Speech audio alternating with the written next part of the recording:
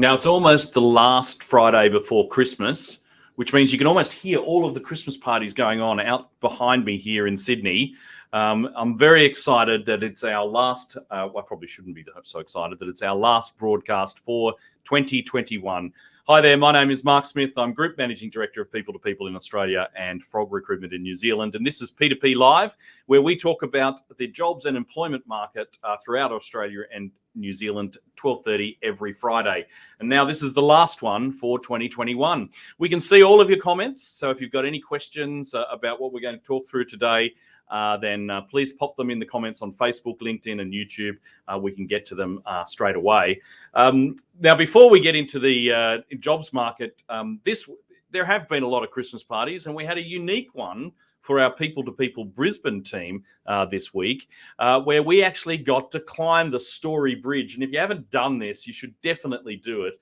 Simply for the view. The views are great. That's the P2P Brisbane team right there. I think I'm there. I've got a hat on, because I've got a very little bit like my Santa hat today. You've got to be careful, shiny haired and getting sunburnt. Here's another picture as well. There you go. It gets you a bit of an idea. It's not quite as big as the Sydney Harbour Bridge. I think it's about 86 metres. Sydney Harbour Bridge is 146. But you can walk the plank. You can do a whole bunch of stuff. So if you're in Brisbane, make sure you check that out for sure. Right, so we're going to talk about the jobs and employment market. We'll do our regular numbers section, and this week we've got the employment numbers were released yesterday to some fanfare. Certainly, the Treasurer was very pleased with those numbers. We'll take you through that. We'll also actually go through. Fill Job Friday. We've got 3 jobs that we need to fill across Australia today. So we'll go through those. And then we'll be chatting to Alana Yang, who's the finance manager of People to People, because she's contributed to this year's Summer Cookbook. Each year, P2P puts together a few recipes for everybody over the break. So we'll share just one of those and give you the chance to download that cookbook as well. And I can see that that Kim says you'll have to do the manga up one in WA. Yeah. I haven't done that one. I'd love to get onto that one for sure. So, rightio, let's jump into our market update and have a look at the numbers. Now, the numbers were pretty good. Here's the unemployment numbers that came out yesterday. A couple of the highlights: that unemployment rate decreased by 0.6 points to 4.6%. Given the situation with lockdowns and everything, I think that was pretty remarkable. It was actually 0.7 points below March 2020. That's pre-pandemic levels. Unemployed people decreased by 69,000. The youth unemployment rate decreased by 2.2 points down to 10.9, and is actually lower than pre-pandemic levels as well. So, it was a very good number. Let's have a look at how it looks graphically. So you can see there that the quick bounce with the lockdowns again, and then we're back down to 4.6%. It was simply remarkable. And so I'll just take you through some of the other numbers that came through, and then share with you also a link to the Philip Lowe, the RBA governor, had a speech yesterday for 15 minutes. We're not going to obviously go through it here, but he said that some of these numbers, it puts the employment market hasn't been like this since early 1970s. Let's have a quick look at some of the other numbers. If we go to the next slide. So this is the monthly hours worked. So these increased by 76 million hours, or 4.5%, and increased by 2% above pre-pandemic levels. So the hours is the light blue line there, which is just remarkable. If we go to the next slide, which I think is the participation rate. And I've been talking a lot about the number of candidates in the marketplace and the fact that there's a scarcity there because the participation rate, there was fewer people in the market. What's happened now is we're now approaching a participation rate that is back to more normal situations. And certainly women in the workforce is higher than 19 and 20. So participating in the workforce, that is. So it really isn't a factor anymore about the number of candidates in the marketplace. So it's not to do with participation rate because it's now back up above 66%. If we go to the next slide, you'll see the underemployment rate. And this was a real shock for me to see this sort of decline. The rate decreased by 2 points to 7.5%. And that's 1.3% points lower than March 2020 as well.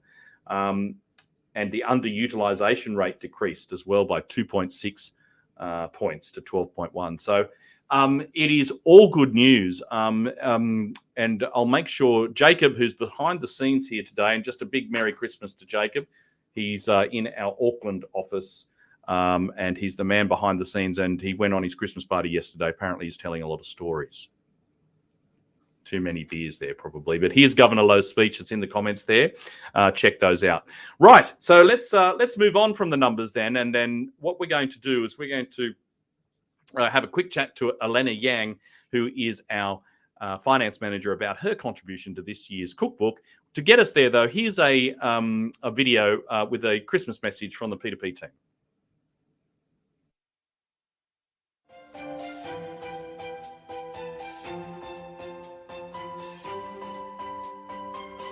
Hi everyone, the People to People and Frog Recruitment team here for a brief end-of-year message. And wow, what a year! We're just so grateful to have the opportunity to work with such fantastic clients and job seekers in 2021. We don't say it enough, but thank you for your continuous support. We hope that you get the time that you need to relax and reboot this summer. Make sure you celebrate your 2021 wins and come back refreshed for another exciting year. Take care, and if you have any last-minute recruitment to organise in the next few weeks, we're here to support you. Happy summer break!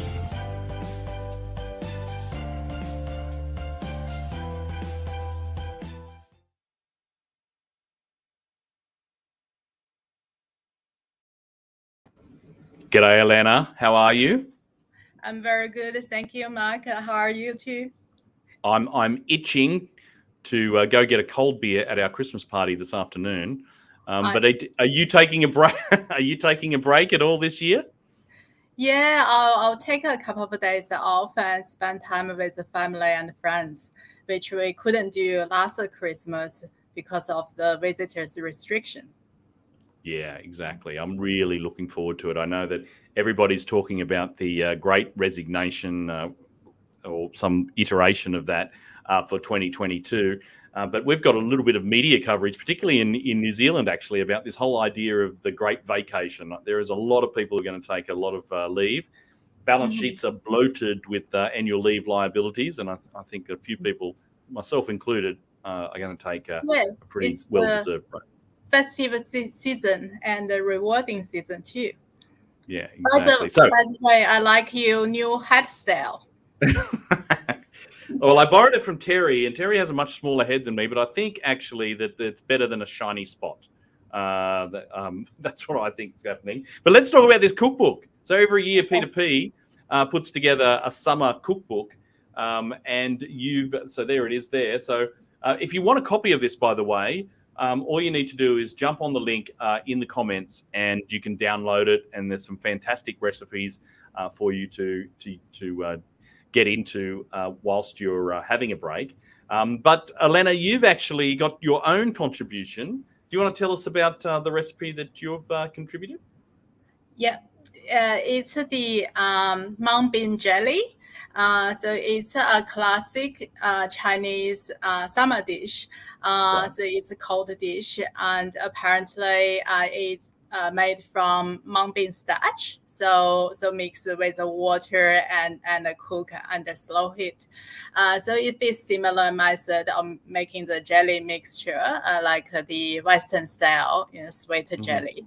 And then when it's formed in a container, we pull it out. And then you can slice into a noodle shape or cut it any shape you like, and mix with the seasons and toss with the coriander or some colorful vegetables. So it's an ideal dish for summer.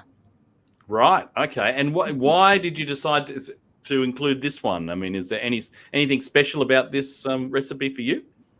Yes, absolutely. It really brings up my childhood memory back to 1980s Beijing city because we get very hot summer weather as well in Beijing. To 35 or 40 degrees. The bean jelly noodle used to be a very popular dish served on the streets, so as a street food during summer.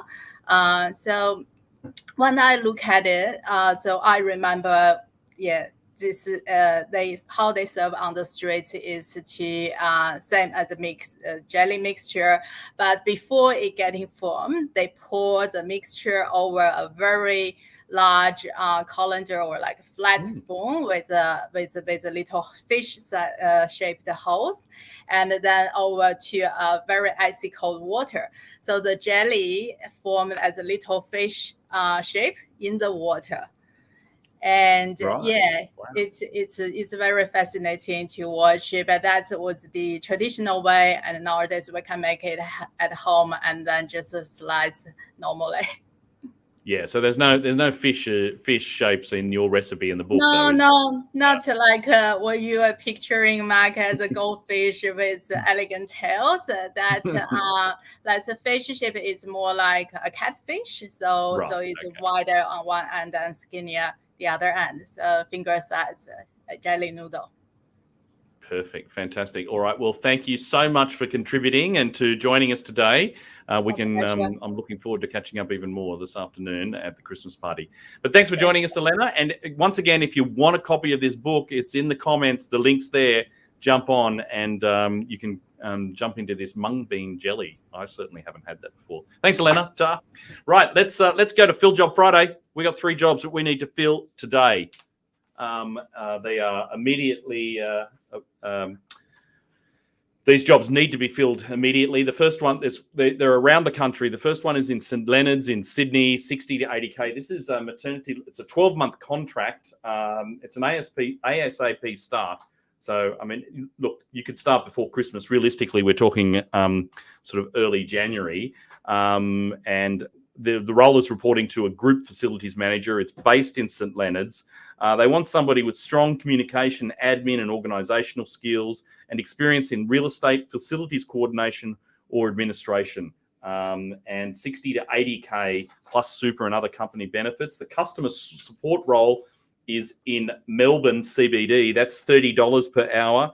Previous experience with banking, customer service, call centre roles. Preferably within home loans, but and personal lending, but that'll get you there before anybody else. But previous customer service experience within help desk environment is the most important thing. Consequently, verbal and written communication skills are right at the top there. So it's a rotating roster for this one though. Monday to Friday, 8 till 7 p.m. and paid on a weekly basis. CBD officers. If you're interested, then you should definitely get in touch with Will in our Melbourne office. For that first role, it's Maddie Liang or Aidan Boast in Sydney. The last one is the Client Services Coordinator in Brisbane. So this particular role, you need to have previous customer service experience and exposure experience in scheduling. That's the most important thing. MS Office Suite and CRM systems. Got to be able to drive too. That's one of the most important things with this one. So the start date is it says ASAP, but it is actually mid-Jan. It's a 12-month contract, 55 to 60K plus super in Brisbane. Rightio, that's it. 3 jobs. If you're interested, jump onto those, and the links to each of the roles for more information are in the comments. So make sure you jump onto those if you need more details, and you can call the offices that they are actually based in. Right. So now, last poll, Twitter poll of the year. So last week we asked about whether you're exhausted or not, and here are the results. After another year in pandemic, are you feeling more exhausted than usual? So hashtag the great exhaustion rather than the great resignation. And, it's interesting. 2/3 of us are, bloody hell, I am exhausted. But, 20 of it or 18% said, it's about the same as usual. But I want to meet some of these people, the 15% that feel I'm bloody good. This is excellent. I've just had a year in the pandemic, and I'm feeling really good. I'm certainly not one of those, believe me. And it was interesting because New Zealand feels a little bit more exhausted. They're in the 70s in terms of their results. So for Australia, though, 2/3 of us are feeling like, yeah, I definitely need a break. And that brings us to the end of the broadcast. And it's time for us to take a break from P2P Live. We'll be back again next year in early February with weekly updates on the jobs and employment market throughout Australia and New Zealand. But in the meantime, enjoy the summer break, enjoy Christmas, jump onto some of those recipes in the cookbook, and we'll see you all again in February of 2022.